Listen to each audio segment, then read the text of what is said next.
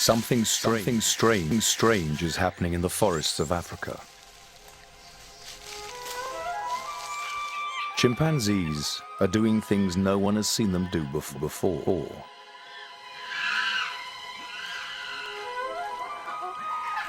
They're in a partying mood. But that's not all.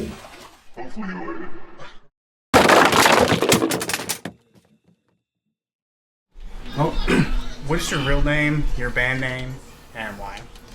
Well, my real name is Kevin James, and contrary to what people say, I am not Paul Blart, the mall cop. But that's Kevin James, my real name, and I go by KJB, and it's some kind of crazy Dave Chappelle skit, something other that they came up with KJB for me, and I really don't like to talk about it a whole lot. I'm kind of sensitive about it, and still makes me wet the bed a little. What's the next question? So what's your real name, your band name, and why? Real name is William Nevels. They call me Willie D. That's kind of a funny story. Somebody mistook me for Billy D. Williams from the Star Wars movies.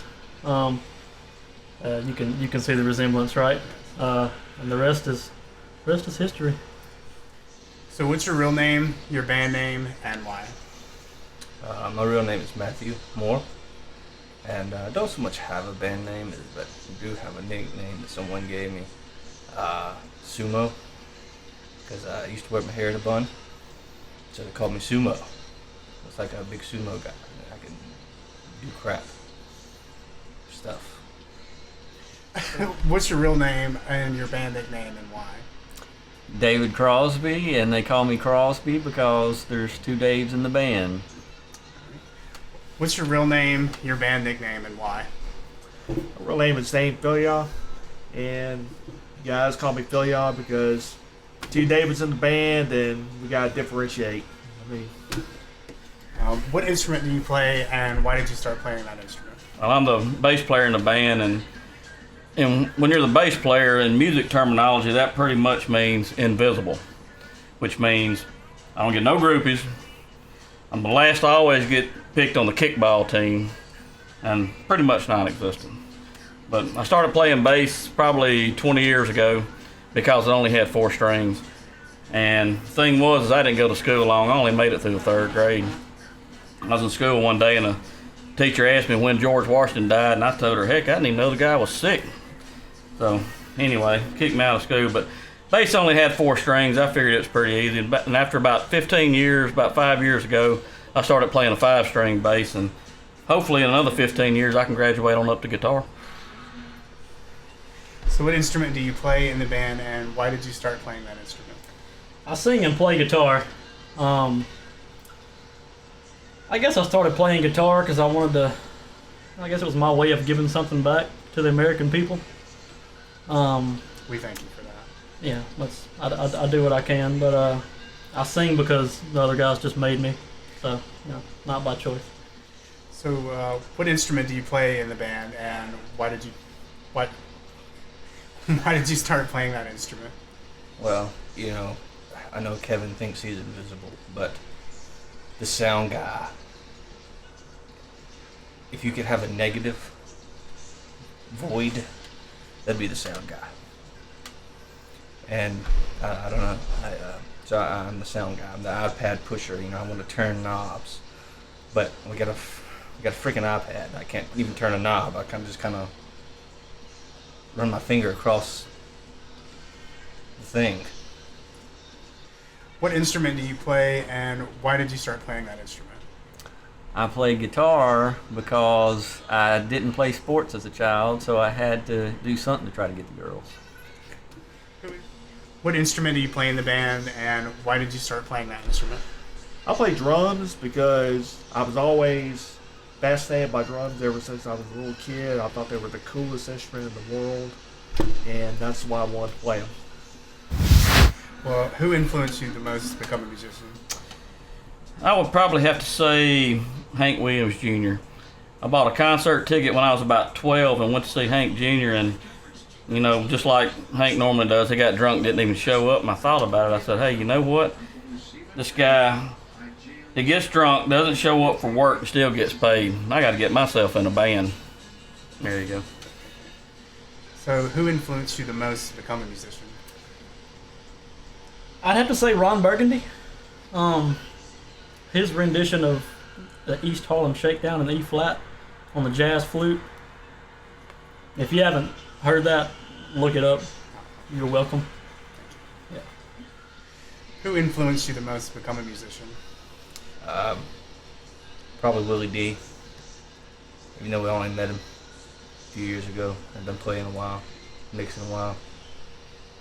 He just had that kind of spirit that I woke up one night and I was like, that's what I got to do. So I did it. Who influenced you the most to become a musician? That would be the girls. Who influenced you the most to become a musician?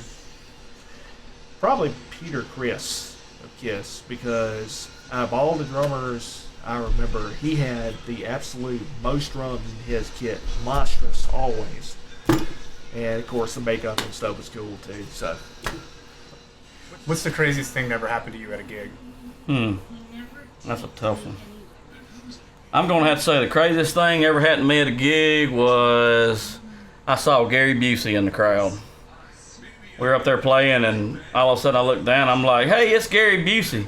And he just smiles at me, and he's got all these teeth. It looks like a row of urinals coming out of his face, and I didn't know whether to kick a field goal or go to the bathroom. So anyway, I said, hey, Gary Busey, and he starts slapping this guy next to him. He peed his pants and started doing the stanky leg, and that was Gary Busey, all right.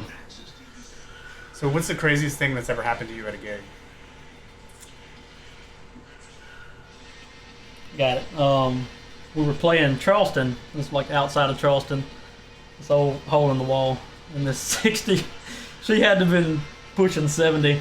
Got up on stage and was like trying to dance with all of us and stuff while we were playing. And so I just started the guitar solo. I mean, just fresh into it. And she comes up behind me and grabs me and pulls me to the ground. You can't make this up, okay? Pulls me to the ground. I fall on top of her. Do I miss a lick? Ask me if I missed a lick. Did you miss a lick? Willie D never misses licks. Willie D ain't never been about missing no licks, okay? Not fixing to. Anything that's ever happened to you at a gig? Well, there's this one. Can we talk about that on camera? Skip that one. Yeah, skip that one. What's the craziest thing that's ever happened to you at a gig?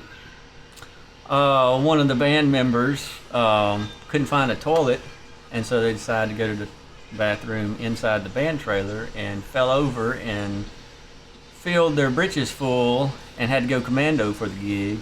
And everybody knew it in the band. And then whenever we went to leave at the end of the gig, the club owners were outside sending us off, and as we pulled off, we looked in the rearview mirror and watched them picking up the crappy underwear. So that was a good one. What's the craziest thing that's ever happened to you at a gig? Probably when I played in a band called Sun 16. I wore a hat on stage, and it kind of made me look like the Mad Hatter out of Alice in Wonderland. It's kind of freaky looking, but you know, people liked it, so it was cool. What do you want to be remembered for most when you retire from music? I guess probably the worst bass player ever, but the best roadie ever. You know, I can't play bass worth of crap, but I tell you what, I can unload the hell out of a truck. What do you want to be remembered for the most when you retire from music? When I retire from music, I have to say the world's okayest singer. That's that guy that leaves you partially satisfied whenever you leave. You know, you can just say I gave it the old college try. What do you want to be remembered for when you retire from music? I guess I want to be the best iPad swinging sumo kid guy, but you know, not technically slinging iPads because we're kind of broke. We don't make that much money, but you know, I want like the fadey slider non-turning knob guy. I want to be that guy with the glasses. Thank you for your time. Thank you. What do you want to be remembered for the most when you retire from music? Absolutely nothing. All right. Forgotten. What do you want to be remembered for the most when you retire from music? I want to be remembered for moving people on the dance floor with my playing, giving them the grooves, and just remembered for being as solid as possible as a drummer.